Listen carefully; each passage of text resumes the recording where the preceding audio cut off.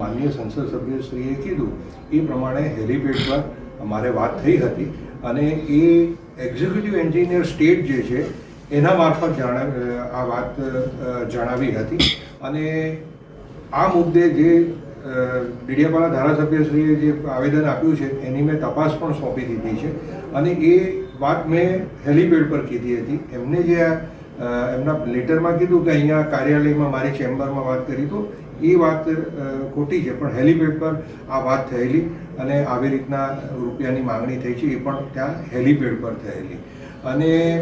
અને બીજું કે એ સીધી મારી સાથે એમને ટોક નથી કરી પણ એક્ઝિક્યુટિવ એન્જિનિયરને મારફત કોન્ટ્રાક્ટરો મારફત આ માંગણી કરી છે. એ વાત મારે અન્ય સંસદ સભ્યશ્રી જોડે થઈ હતી. સોમવાર તો ક્યાં છે, કાર્યક્રમ 15મી નવેમ્બરે થયો અને આ મહિનાની સંકલનમાં મને એમણે માહિતી આપી.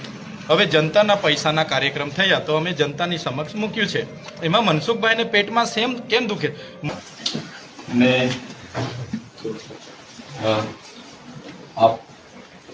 આપે એવી કોઈ મારા વતી સાંસદને અહીંયા બોલાવ્યા હતા અને નીલરાવને બોલાવ્યા હતા અને આપે એવું કીધું છે કે ચૈતરભાઈ 1.5 કરોડ માગતા હતા પણ માંડ 75 લાખમાં પૈતું છે અને એમને 75 લાખ રૂપિયા આપણે આપવાના થાય છે. ત્યારે સાંસદે એવું કીધું કે ના ભાઈ આપણે 1 રૂપિયો આપવાનો થતો નથી.